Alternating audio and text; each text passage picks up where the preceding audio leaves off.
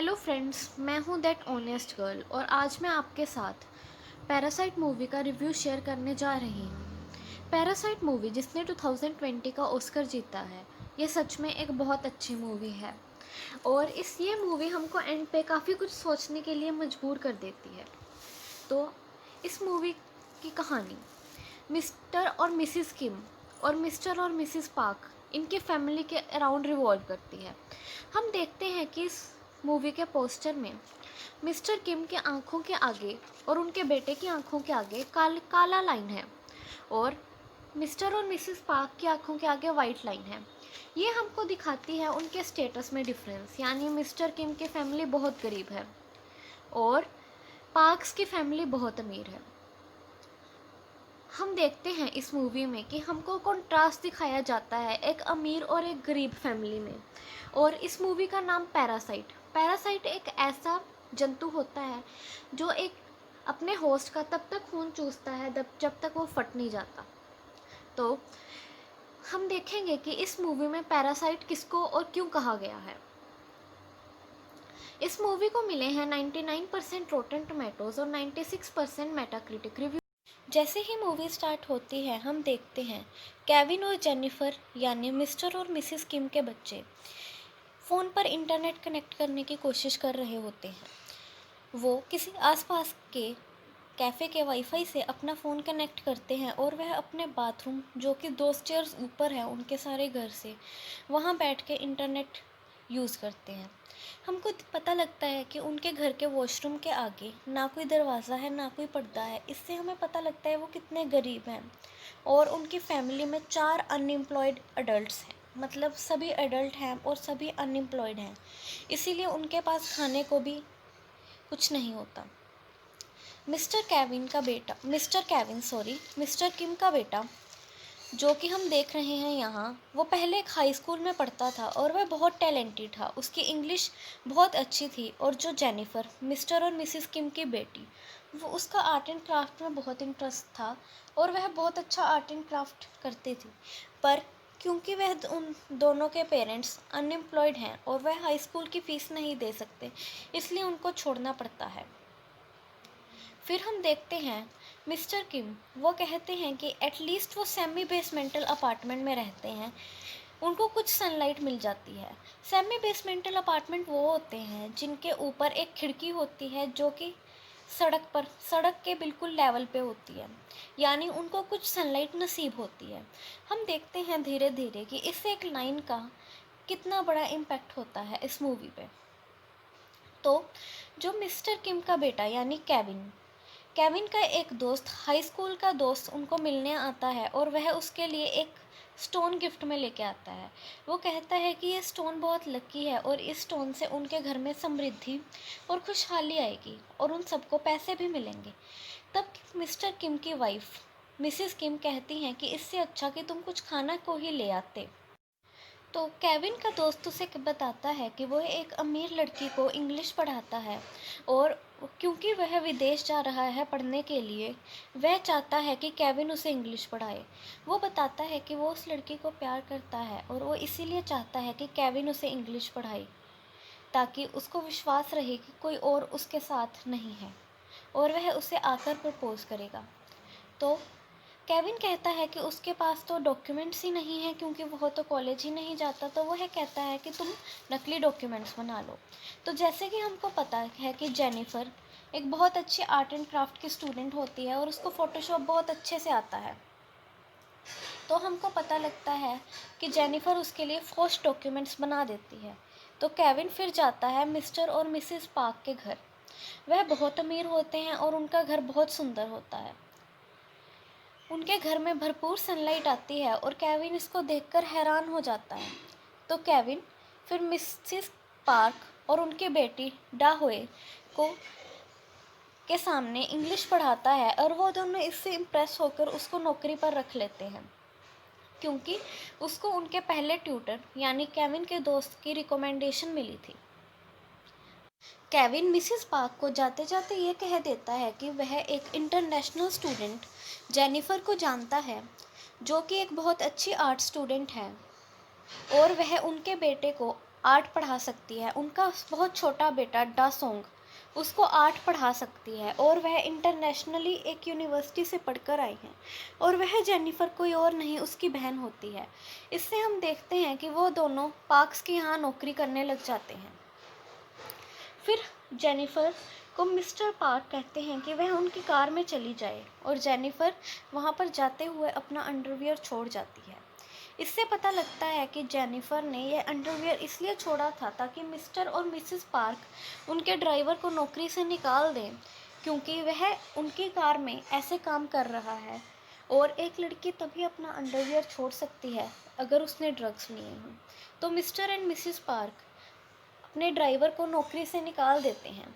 Jennifer तभी उनको अपने फादर का रिकमेंडेशन देती है कि मैं एक ड्राइवर को जानती हूँ मिस्टर किम, जो कि एक बहुत अच्छे ड्राइवर हैं। वह ये नहीं बताती कि वो उसके फादर हैं या फिर वो केविन की बहन है। वो इंडिविजुअली अलग अलग पर्सनैलिटीज़ बन के उनके घर में जॉब करने लगते हैं। फिर मिस्टर किम, जो कि काफ़ी देर से अनएम्प्लॉयड थे, वह पार्क्स के घर में ड्राइवर की जॉब ले लेते हैं। फिर चौथा निशाना जाता है उनके घर के हाउसकीपर पे। उनके घर के हाउसकीपर को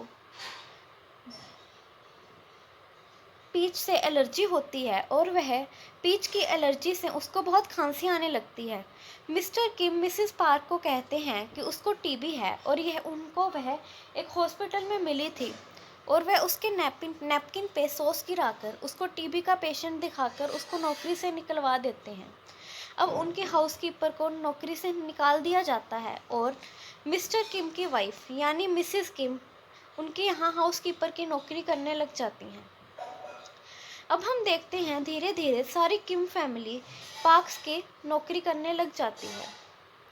फिर एक दिन पार्क्स जाते हैं कैंपिंग पे, तो सारी किम फैमिली उनके घर बैठकर उनका खाना खाती है और वह बहुत खुश होते हैं। वह सोचते हैं कि किसी दिन हम भी ऐसे ही घर में रहेंगे और हमारे पास भी इतना कुछ खाने को होगा। यहाँ पर हम देखते हैं केविन, जेनिफर, मिस्टर किम जो कि ड्राइवर की जॉब कर रहे हैं और मिसेस किम जो कि हाउसकीपर की जॉब कर रहे हैं, वो सभी यहाँ बैठे हैं। अचानक ही उनको बाहर से बेल बजती है और वह देखते हैं कि पुरानी हाउसकीपर बाहर खड़ी है।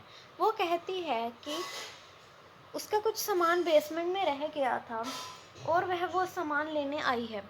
तो सारी किम फैमिली बहुत परेशान हो जाती है क्योंकि पार्क्स घर पर नहीं होते और वह सारे घर पर होते हैं। और उनकी पुरानी हाउसकीपर को ये पता होता है कि केविन ट्यूटर है और जेनिफर भी उनके बेटे को आर्ट एंड क्राफ्ट सिखाती है और मिस्टर किम ड्राइवर हैं। तो वह सारे आज अचानक इनके घर में क्या कर रहे हैं, तो उन सब ने शराब पी होती है और वह सारे छुप जाते हैं और मिसेस किम अपना गेट खोल देती हैं और हम देखते हैं कि उनकी हालत बहुत ख़राब है उनके हाउसकीपर की। और उनकी हाउसकीपर जाती जाती भागती है बेसमेंट में और हमको फिर पता लगता है कि बेसमेंट में एक कैबिनेट के पीछे एक सीक्रेट रूम है और हम देखते हैं धीरे धीरे सारे किम्स उस रूम में जाते हैं। सारे किम्स पीछे खड़कर देखते हैं और मिसेस किम जो कि प्रेजेंट हाउसकीपर हैं, वो देखती हैं कि जो पिछली हाउसकीपर थी उनका हस्बैंड उस सीक्रेट कैबिन में रहता है। और हमको पता लगता है कि उनका हस्बैंड 4 साल से उसी सीक्रेट कैबिन में रह रहा था जो कि बेसमेंट में था। और मिसेस किम को रिक्वेस्ट करती है पहले हाउसकीपर कि वो तुम्हारी बहन जैसी हूँ और हम दोनों एक ही थाली के चट्टे बट्टे हैं क्योंकि हम नौकरी करते हैं और हम पुअर हैं, तो क्या तुम प्लीज़ इनको 3 दिन में एक बार खाना दे सकती हो। तो वह कहती है नहीं और वो कहती है मुझे तुम अपनी बहन मत कहो, मैं तुम्हारी बहन नहीं हूँ। फिर वो कहती है कि चलो आप एक बार हफ्ते में खाना दे दीजिए, तो वो कहती है मैं हफ्ते में भी नहीं दूँगी। तो हमको पता लगता है कि वो बहुत रिक्वेस्ट करती है बट मिसेस किम नहीं मानती। तो हम देखते हैं अचानक सारे किम्स जो कि पीछे खड़कर सुन रहे होते हैं वह शराब के नशे में गिर जाते हैं और पहले हाउसकीपर को पता लग जाता है कि यह सब तो मिले हुए हैं और ये धोखाधड़ी कर रहे हैं। केयर टेकर अपने फ़ोन में ये सब कुछ रिकॉर्ड कर लेती है कि सारे किम्स वहाँ एक फैमिली की तरह रह रहे होते हैं और वो कहती है कि अगर उसने किसी को भी बताया, उसने कुछ भी किया मिसेस किम की फैमिली ने, तो वह ये रिकॉर्डिंग अभी के अभी मिसेस पार्क को भेज देगी और वह सब बंद हो जाएंगे। तो हम देखते हैं कि वह सब हाथापाई करने लग जाते हैं और मिस्टर किम और मिसेस किम उनको बेसमेंट में छोड़ देते हैं दोनों को। हम देखते हैं कि इसमें केयर टेकर, जो पहले की केयर टेकर है, उसकी हालत बहुत ख़राब हो जाती है क्योंकि वह उस पर फिर से पीच इन्फेक्शन कर देते हैं और वह बहुत बीमार होती है। वह उसको एक बार स्टेयरकेस से भी धक्का देते हैं जिससे उसकी हालत काफ़ी ख़राब हो जाती है। और जो उसका हस्बैंड होता है वो मेंटली परेशान होता है क्योंकि वह 4 साल से इसी बेसमेंट में रह रहा था जहाँ पे उसने कभी भी धूप, खुली हवा कुछ भी नहीं देखा था। तो केयर टेकर का हस्बैंड जो कि मेंटली परेशान हो चुका है, फिर हमको पता लगता है कि जब मिस्टर पार्क आते हैं तो उनके ऊपर की लाइट, जो कि वह समझते हैं सेंसर से चलती थी, वह केयर टेकर का हस्बैंड चलाता था। और इससे हम सबको काफ़ी शौक लगता है क्योंकि वह उनकी बहुत रिस्पेक्ट करता था और वह कहता था, जब भी वो आते थे वह ऊंची ऊंची रिस्पेक्ट रिस्पेक्ट चीखता था और वह अपने सिर से वो बटन ऑन करता था जिनसे मिस्टर पार्क के ऊपर की लाइट चलती थी। फिर हम देखते हैं कि इतनी हाथापाई में केयर टेकर को बहुत चोट लगती है और उनके हस्बैंड और मेंटली परेशान हो जाते हैं। फिर हम देखते हैं कि पार्क्स वापस आ रहे हैं और बहुत बड़ा तूफान आ चुका है, इसलिए वह कैंपिंग करने नहीं जा सकते। हम देखते हैं कि पार्क्स वापस आ रहे हैं और किम्स बहुत परेशान हो जाते हैं। वह जल्दी जल्दी सारा कुछ साफ करते हैं और घर से फरार होते हैं। बाहर एक बहुत ही बड़ा तूफान आ रहा होता है और हम देखते हैं कि किम्स का घर, जो कि सेमी बेसमेंटल अपार्टमेंट था, उसमें पानी भर चुका है और वह बहुत परेशान होते हैं और उनके घर के सब कुछ डूब जाता है और उनके घर में सीवरेज का पानी जमा हो जाता है। फिर वह जाके एक कॉमन जगह पर सोते हैं और हमको पता लगता है कि मिसिस पार्क उन सबको कॉल कर कर इनवाइट करती हैं अपने बेटे डासोंग के बर्थडे पे।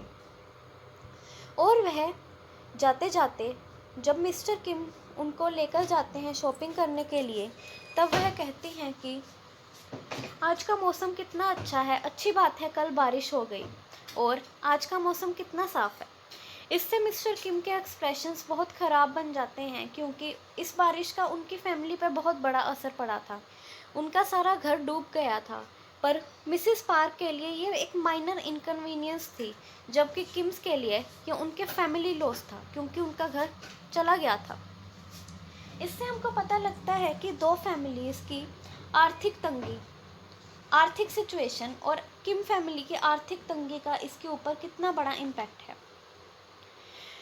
फिर मिसिस पार्क का बेटा डासोंग, जो कि एक स्काउट होता है, वह उसके बर्थडे के लिए एक स्पेशल टेक्निक सोचते हैं जिसमें वह सोचते हैं कि जेनिफर, यानी मिसिस किम की बेटी जेनिफर, एक फेरी प्रिंसेस बनेगी और वह केक को लेकर आएगी। इस वक्त उस पर 2 लोग अटैक करेंगे और डासोंग उसे बचा लेगा।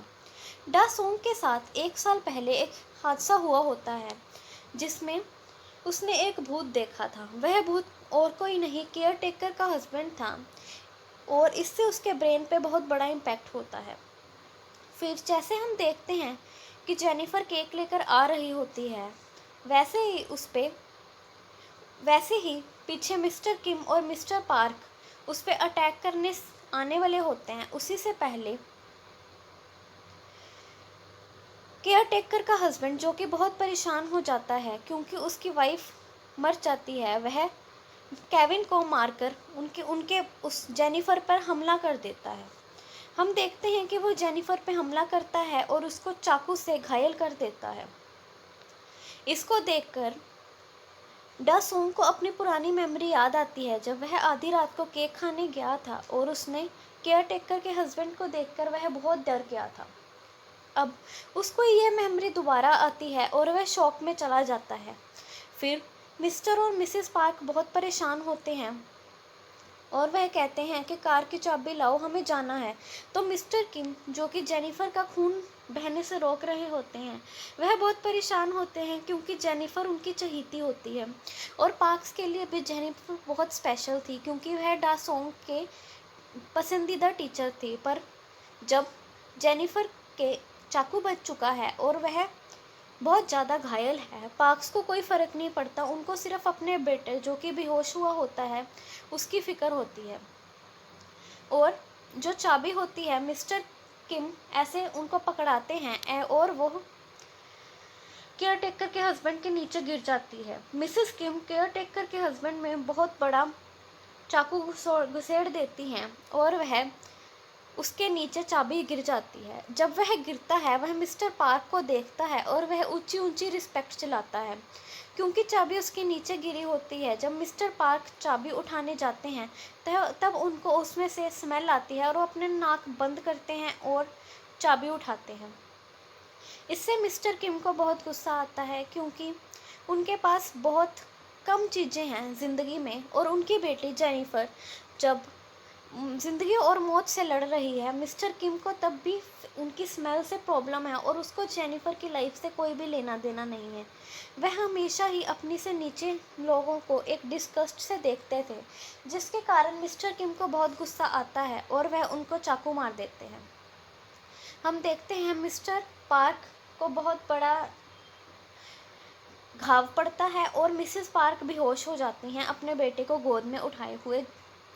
तो इसके बाद हम देखते हैं कि मिस्टर किम फरार हो जाते हैं। हमको नहीं पता कहाँ होते हैं मिस्टर किम, और यानी इस फैमिली के दो लोग यानी केविन और जेनिफर घायल होते हैं। मिस्टर पार्क मर जाते हैं उस घाव से और मिस्टर किम फरार हो जाते हैं।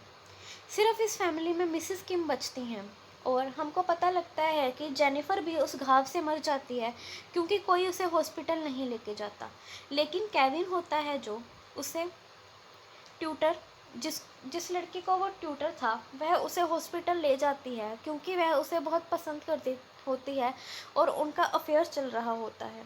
इसीलिए वह उसे ले जाती है हॉस्पिटल और केविन और मिसेस किम बच जाते हैं और मिस्टर किम फरार होते हैं।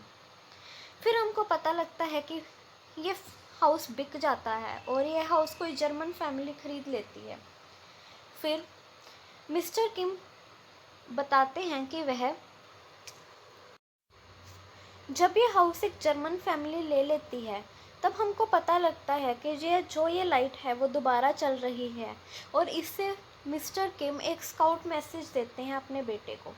हमको पता लगता है कि इस लाइट के ब्लिंकिंग से एक स्पेशल मैसेज ट्रांसमिट किया जाता है जो मिस्टर किम अपने बेटे को देते हैं और उनको पता लगता है कि वह अब इस घर की बेसमेंट में है। किसी को भी पता नहीं लगता कि मिस्टर किम ने मिस्टर पार्क को क्यों मारा, और किसी को यह भी नहीं पता लगता कि केयर टेकर के हस्बैंड ने क्यों सब पे हमला किया।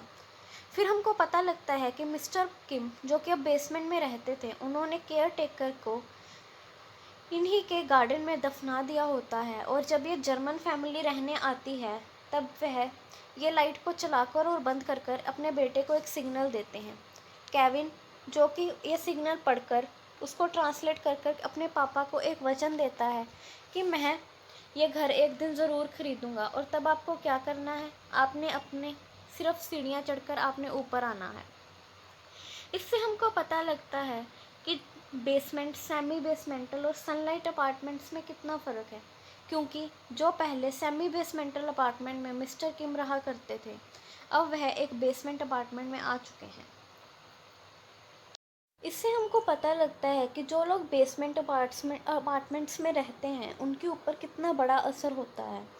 और इस पोस्टर में हम देखते हैं कि पैरासाइट वर्ड 2 बार लिखा होता है और हम ये सोचने पर मजबूर होते हैं क्या पार्क्स किम पर पैरासाइट थे या किम्स पार्क्स पर पैरासाइट्स थे, क्योंकि वह दोनों इंटरडिपेंडेंट थे। किम्स बहुत गरीब थे और पार्क्स बहुत अमीर थे। हम मूवी में बार बार देखते हैं कि पार्क्स को किम्स की स्मेल से काफ़ी दिक्कत होती है और वह बार बार इस स्मेल का जिक्र करते हैं। हम देखते हैं कि मिसिस पार्क, जिनको पता नहीं है कि उनके घर के लिए कितने लोग काम कर रहे हैं, वह कैसे रहती हैं, कितनी केयर फ्री रहती हैं, और किम्स उनके घर को मेंटेन करने के लिए कितनी मेहनत करते हैं। इस पोस्टर में भी उन्होंने हमको इस घर के पैरेलल्स दिखाए गए हैं कि किम्स कितने उदास हैं, उनकी शक्लें देखिए, और पार्क्स की शक्लें देखिए, वह कितने खुश हैं। उनको अंदाज़ा भी नहीं है कि इस दुनिया में कितने गरीब लोग हैं और वह कैसे सरवाइव कर पा रहे हैं। जो उनके पहले केयर टेकर के हस्बैंड होते हैं, जो 4 साल उनके बेसमेंट में रहते हैं, वह कब कर्जे में डूबे होते हैं। अगर वो बाहर जाएं तो उनको लोग मार देंगे, इसीलिए वह बेसमेंट में रहने के लिए मजबूर हो जाते हैं। और पार्क्स को 4 साल तक कुछ आइडिया ही नहीं लग पाता कि उनकी बेसमेंट में कोई रह रहा है। तो इस मूवी को सम अप करते हुए मैं ये बोलना चाहती हूँ कि हमको मूवी पैरासाइट से दो फैमिलीज़ के बीच में डिफरेंस पता लगता है, और हमको पता लगता है पार्क्स इतने अमीर होने के बाद भी कैसे एंड पे सेल्फिश हो जाते हैं और वह जेनिफर को मरने के लिए छोड़ देते हैं। हमको पता लगता है कि जो स्टोन केविन के दोस्त ने उसे गिफ्ट किया था, जो कि उसके घर में हैप्पीनेस लाने के लिए था, एंड पे उसी से उसको वार किया जाता है और उसको ब्रेन सर्जरी के लिए मजबूर होना पड़ता है। एंड पे उसकी ब्रेन सर्जरी होती है क्योंकि उसको केयर टेकर के हस्बैंड ने उसी स्टोन से मारा होता है, और जो स्टोन घर में समृद्धि और खुशहाली के लिए आया था, वह स्टोन ही केविन की हालत का जिम्मेदार बन जाता है। इससे हमको पता लगता है कि एक तूफान जिससे किम फैमिली ने अपना घर खो दिया, और वही तूफान पार्क्स के लिए कितनी छोटी चीज़ थी।